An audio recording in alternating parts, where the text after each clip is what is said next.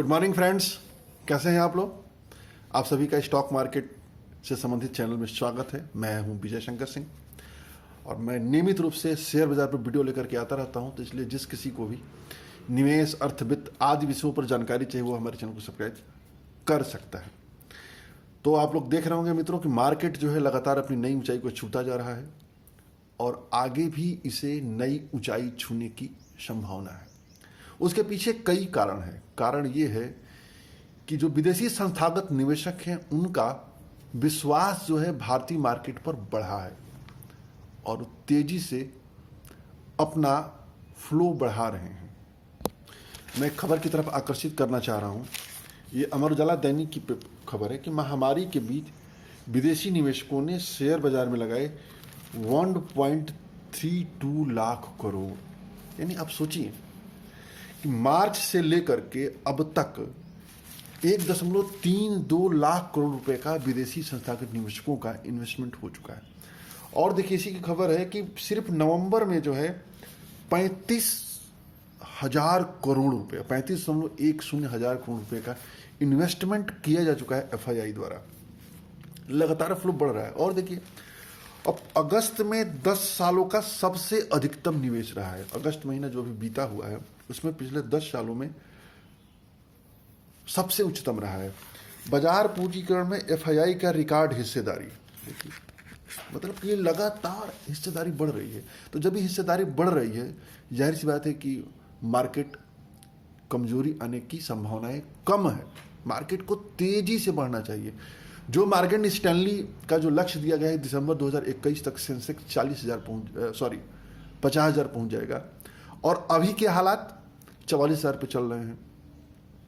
और market Stanley ने यह भी कहा है कि यदि बुल फेज जारी रहेगा तो तेजी की दशा में सेंसेक्स जो है 59,000 का लेवल टच कर सकता है। तो यदि इस तरह से फ्लो जारी रहेगा तो हो सकता हो कि सेंसेक्स 59,000 का लेवल टच भी कर दे। लेकिन हमें हमेशा सतर्क रहना है। सतर्क ये रहना है कि मार्केट कभी भी गिरता है तो बता के नहीं गिरता है, कभी भी अचानक गिरावट आ जाती है। इसलिए हमको समय समय पर अपने प्रॉफिट बुक भी करते रहने चाहिए। मार्केट से एंट्री एग्जिट सब करते रहना चाहिए बारी बारी से। जैसे जैसे हमारा लक्ष्य पूरा हो जाए हमको मार्केट से निकल जाना चाहिए। फिर हमको कोई बेहतर अपॉर्चुनिटी तलाशनी चाहिए।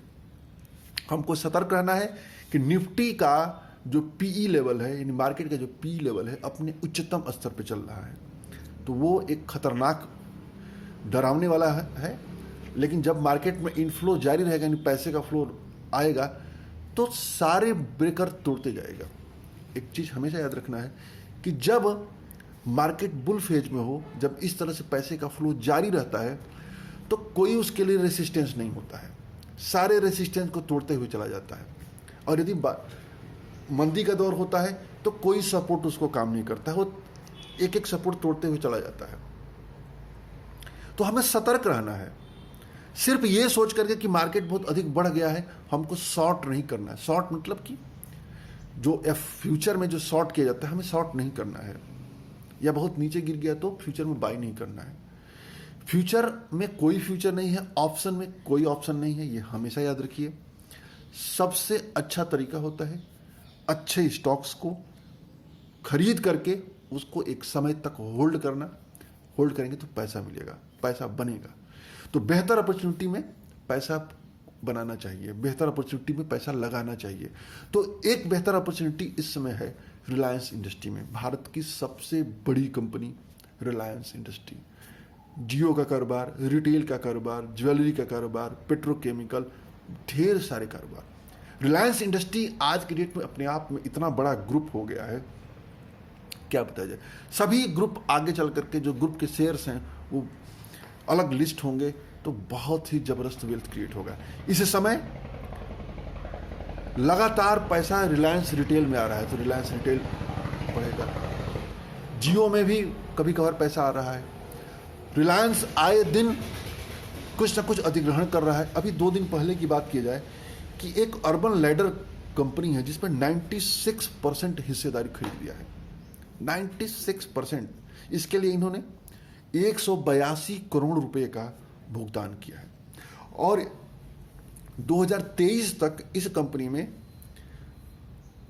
75 करोड़ रुपए का इन्वेस्टमेंट करने का प्लान है। और ये कंपनी जो है 8 साल पुरानी कंपनी है और ये कंपनी फर्नीचर और डेकोरेशन के जो प्रोडक्ट होते हैं उसमें काम करती है। सोचिए, एक नया सेगमेंट इन्होंने खोल दिया।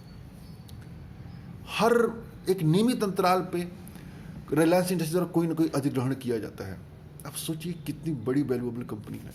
यदि हम रिलायंस इंडस्ट्री में पैसा नहीं लगाते हैं, हमारा पोर्टफोलियो अधूरा है। हर हाल में रिलायंस इंडस्ट्री में पैसा लगाना है। और यदि सेंसेक्स 44,000 से 50,000 जाएगा या 59,000 जाएगा तो क्या लगता है कि रिलायंस इंडस्ट्री के बगैर चला जाएगा?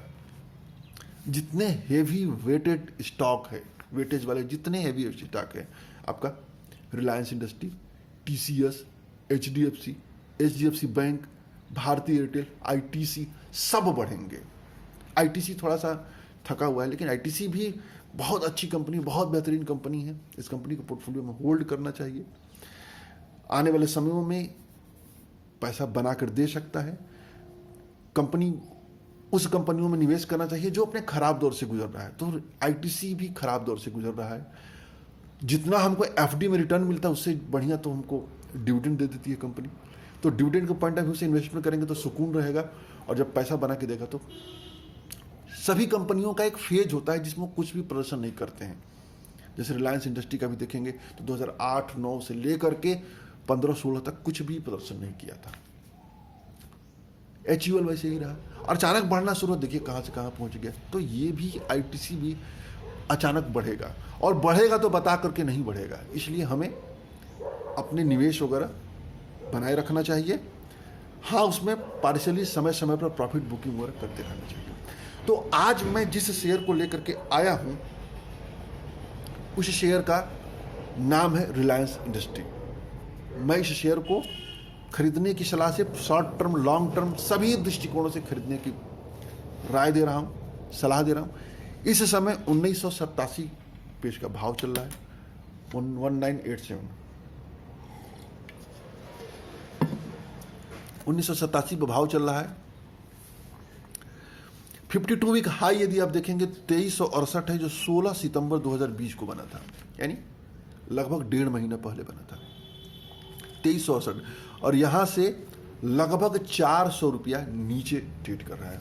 परसेंटेज के हिसाब से देखेंगे तो 15% से अधिक नीचे है अपने 52 वीक हाई से। और 52 वीक लो देखेंगे तो 867 है, जो 23 मार्च 2019 को बना था, 2020 को बना था। तो जब अच्छी कंपनियां, मल्टी कंपाउंडर, मतलब रिटर्न देने वाली कंपनियां जब अपने 52 वीक हाई से करेक्ट देवे तो खरीदने का मौका होता है। लेकिन खरीदने का मौका होने के साथ साथ एक और चीज़ हमको देखना चाहिए कि इसके मूविंग एवरेज क्या है। तो इसका मूविंग एवरेज थोड़ा सा निराश कर रहा है। 50 दिन का मूविंग एवरेज 2144 है, यानी उसके नीचे है। 100 दिन का 2087 है, 20 दिन का 2004 है, यानी इन दो मूविंग एवरेज के नीचे ट्रेड कर रहा है कंपनी। 200 दिन का मूविंग एवरेज है 1732, यानी यहाँ से लगभग 200 बल्कि 250 नीचे है 200 दिन का मूविंग एवरेज। हो सकता हो कि 200 दिन के मूविंग एवरेज के नीचे भी चला जाए। हमें अपने, इसलिए खरीदारी जब भी करें तो हमें स्टेप वाइज खरीदारी करनी चाहिए, रुक रुक के खरीदारी करना चाहिए। जैसे मान लीजिए हमको 50,000 रुपये लगाना है तो 10,000 अभी लगा लें, 10,000 अगले महीने लगाएं, 10,000 अगले महीने लगाएं। तो होगा कि स्टेप वाइज हम खरीदारी करेंगे तो एक सफल रणनीति होती है खरीदारी करने की। तो काफ़ी करेक्ट हो चुका है, दिग्गज स्टॉक है, वेटेज वाला स्टॉक है, बेहतरीन बिजनेस है। हाल ही में उसने कंपनी का अधिग्रहण भी किया है, जैसा कि नाम ही बताया मैंने, अर्बन लैडर कंपनी का अधिग्रहण किया है।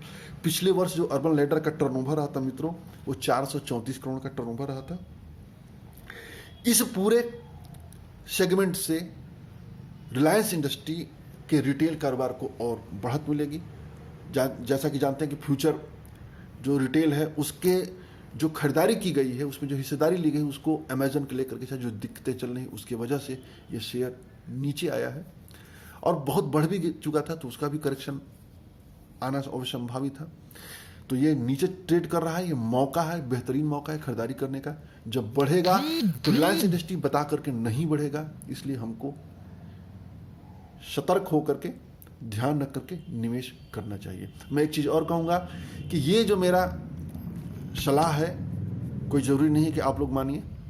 अपना निवेश करने से पहले अपने जो भी फाइनेंशियल एक्सपर्ट हो उसकी सलाह लीजिए।